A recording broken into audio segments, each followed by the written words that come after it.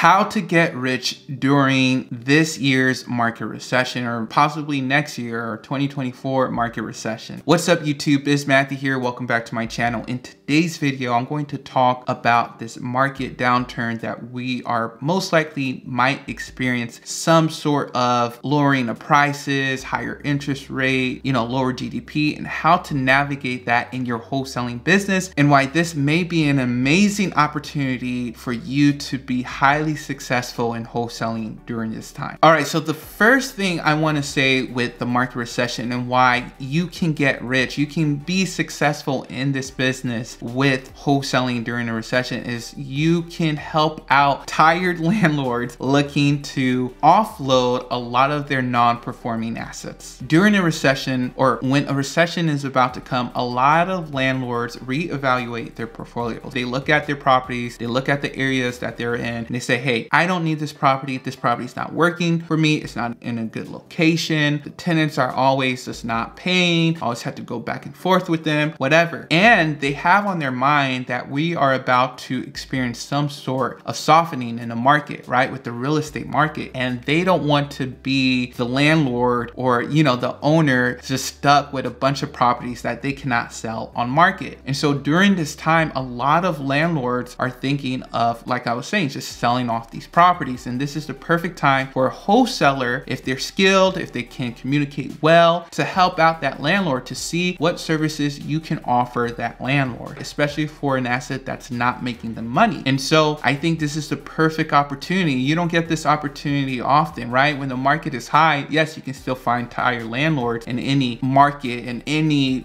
season, but you will see an abundance, more of a supply of them during this time, right? You have different companies like Zillow, Open Doors to just stop buying properties and probably just offloading a bunch of properties. You have different hedge funds stop buying certain types of properties, and they're either holding on to some of them or just selling them off. They are needing cash to weather the storm, to provide their living, and for them to take advantage of these lower price homes. When the market really hits, they can use that cash that they use to sell their home in order to buy another home at lower prices. So that's one big reason why during this recession you can be successful, is because tired landlords are selling their non-performing assets. Before we continue, you all, be sure to like this video, comment down below if you even think a recession is going to happen. I know some people do, some people don't think a recession is going to happen. Let me know down below your thoughts. Also, subscribe to this video. A lot of you all are not subscribed to my channel. Make sure you subscribe down below. The other thing I want to talk about is for flippers. Now, as a wholesaler, you are going to sell to cash buyer, and a lot of those cash buyers are looking just to flip the property. And fix and flippers know that during the recession, that is the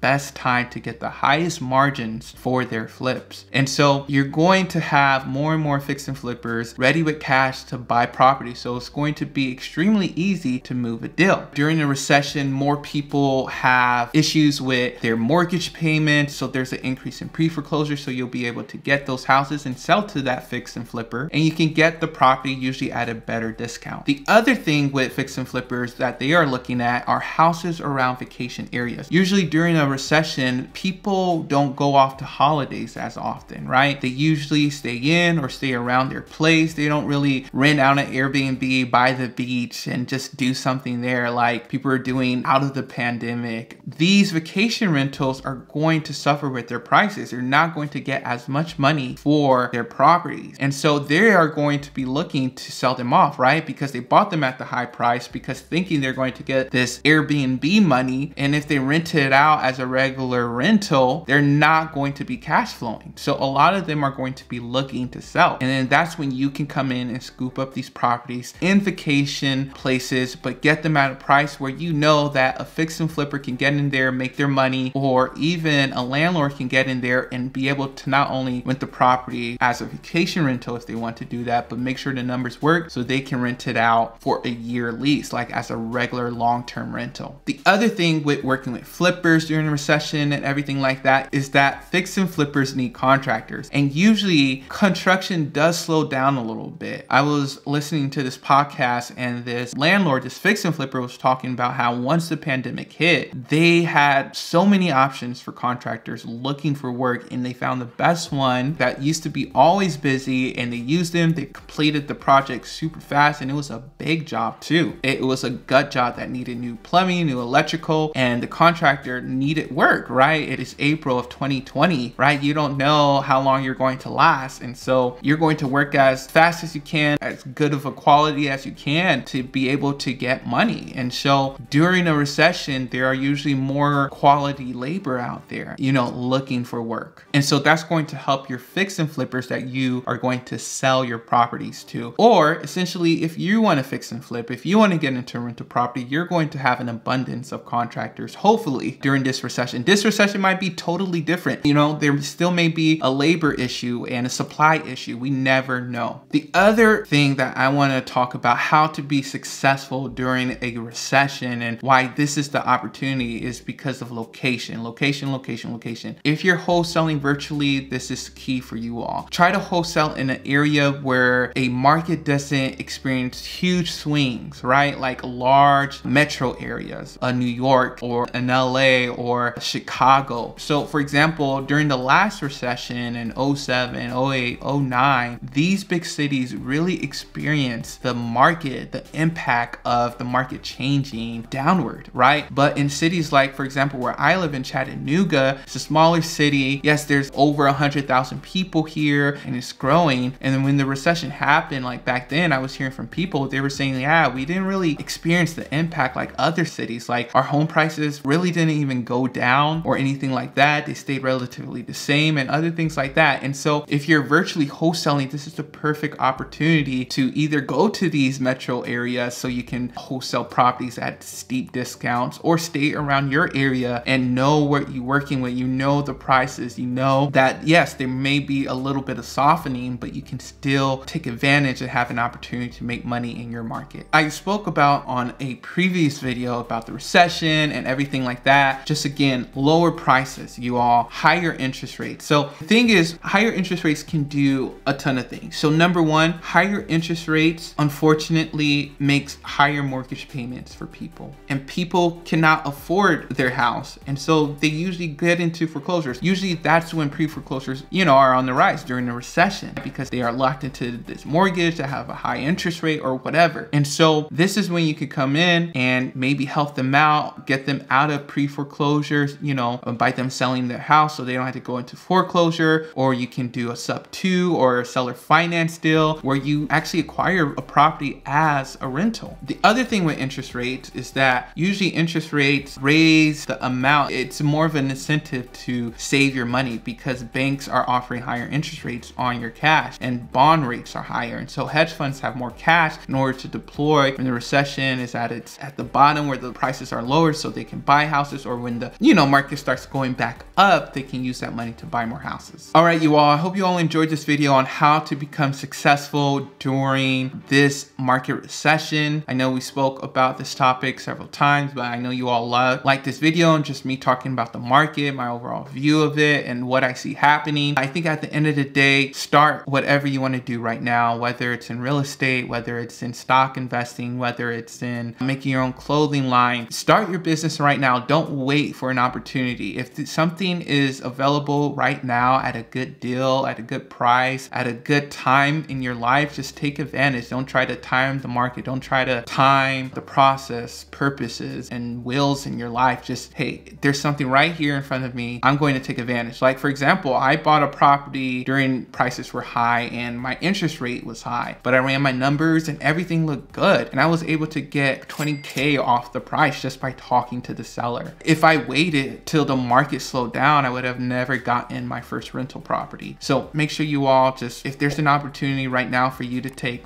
just take it. All right, you all, hope you all enjoyed this video. Be sure to like, subscribe, comment down below, and I'll talk to y'all later.